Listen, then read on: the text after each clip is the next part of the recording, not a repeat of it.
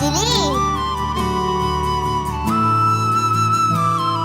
ওই দেখ দাদা, দুধের কথা বলতে বলতে দুধওয়ালা চলে এসছে। দুধওয়ালা, কি হয়েছে বেটি? ও দুধওয়ালা,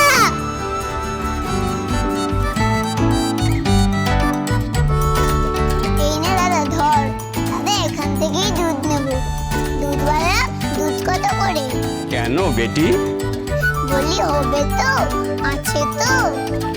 হ্যাঁ, শেরখানেকের মতো হবে। সেটা আবার কি গো? ওটা একটা মাপ বেটি। কি যে সব মাপটা বলছো, ছাতার মাথা কিছুই মুছি না। অত কথা বলতে হবে না, তুমি ভান্ডা নিয়ে এসো, দিয়ে দিচ্ছি। দাদা যা। হ্যাঁ আনছি। এইটা কার দুধ গো? কেন? আমার দুধ। আরে তোমার দুধ কেন হতে যাবে?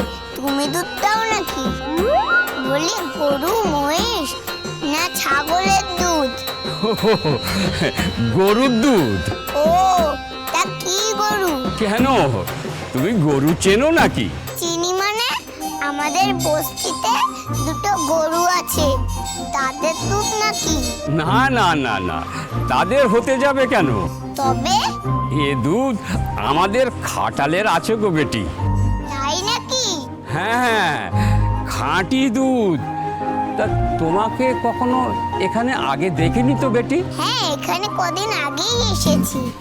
ওই আজকে মনে হলো একটু ছানা ছানা খাওয়ার দরকার, তাই দাদাকে বললাম কাল থেকে ছানা, দুধ, ডিম সব খাবো।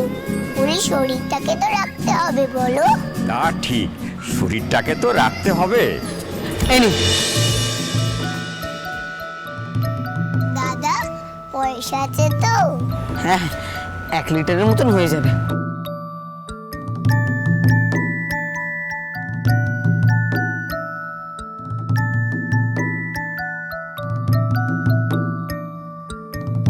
এ কি গো দুধওয়ালা, দুধ কোথায় গো? চোখে দেখেই তো মনে হচ্ছে জল বেশি দুধ কম। তুমি দুধে ভেজাল দিচ্ছ? হ্যাঁ, দুধে জল মেশাচ্ছ? কি বলছিস কি? দাঁড়াও, লোক ডাকছি, লোক ডাকছি।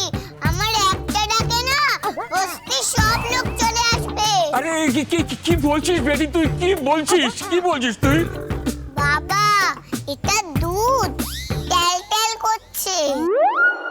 দাদা, কোথায় সেই গাঢ় দুধ জেঠু আনতো ছোটবেলায়, মনে আছে? কি সুন্দর শরবত তো, সেই সর আমরা খেতাম চিনি দিয়ে, কি ভালো লাগতো। আরে এই যে এই দুধওয়ালা, তুমি এইসব দুধ দিচ্ছ? জল মেশানো দুধ। দাদার দুধ নিবি না? এবং চুপ করতো তুই। আপনি এই নিন 40 টাকা দিন।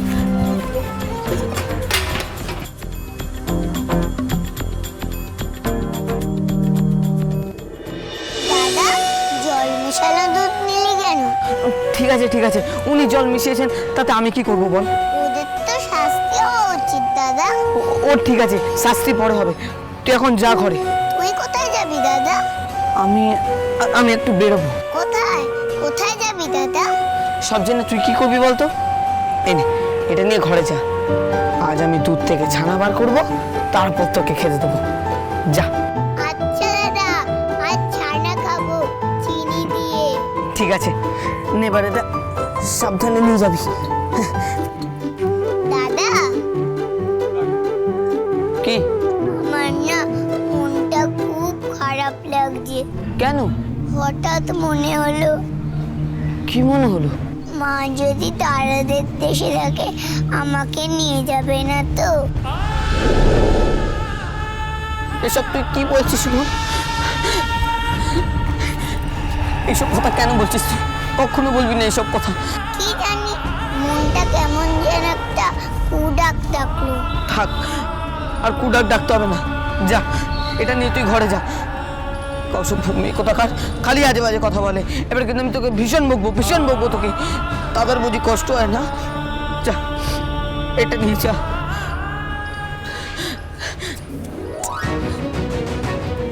এসব কথা কখনো বলবি না। কখনো বলবি না। তুই ছাড়া আমার আর কেউ নেই, কেউ নেই আমার।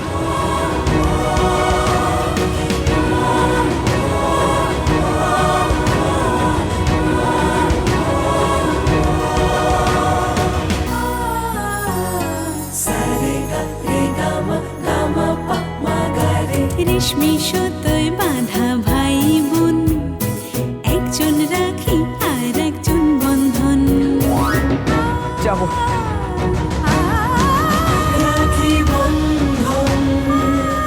আজকে আমি ছানা খাবো। কাল থেকে দাদা বলেছে ডিম দেবে, দুধ দেবে। আরে বাবা, শরীরটাকে তো ঠিক রাখতে হবে। কাল থেকে আয়রন খাবো।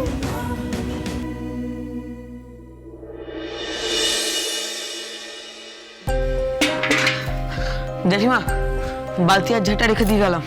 বালতি সেটা রেখে দিয়ে গেলাম মানে? মানে তুমি তো একবারও খেয়ালও করো না।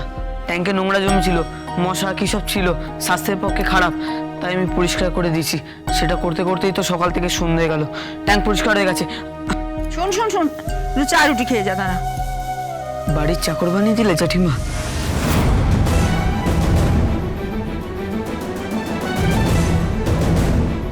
ট্যাঙ্ক পরিষ্কার করার জন্য চা আর রুটি?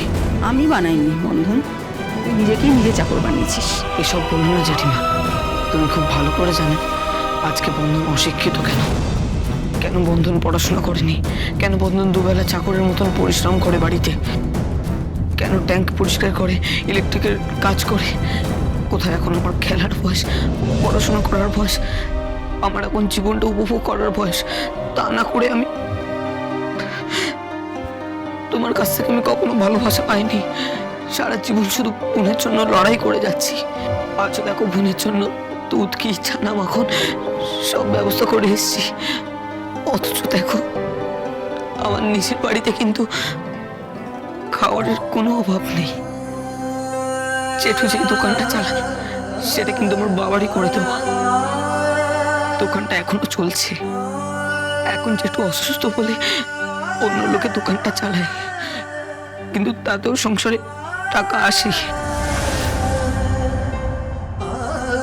বিমা কোম্পানি থেকে পাওয়া আমার বাবার 25 লক্ষ টাকা, সেটাও তুমি নিয়ে নিয়েছো। তার শুধু তুমি খাচ্ছ। আর আমার ছোট্ট বোনটা, তার ভবিষ্যৎ কি, আমার ভবিষ্যৎ কি, সেটা নিয়ে কখনো ভেবে দেখেছো জেঠিমা? কখনো ভেবে দেখেছো? বলো জেঠিমা, বলো। ভবিষ্যৎ বন্ধন, ভবিষ্যতের কথা যখন তুললি তখন একটা কথা বলি। তোকে আমি সব দেব, তোর 25 লক্ষ টাকাও আমি ফেরত দেব। তোকে আর তোর বোনকে আমি এই বাড়িতে আবার ফেরত নিয়ে আসবো, কিন্তু তার বদলে তোকে আমার একটা কাজ করে দিতে হবে। কি কাজ? তুই তুই আগে কথা দে যে আমি যেটা বলবো তুই সেটা করবি। কি বলো না? না, আগে তুই কথা দে, তোর মায়ের দিব্যি, তুই কথা দে। আগে বলবে তো কথাটা কি?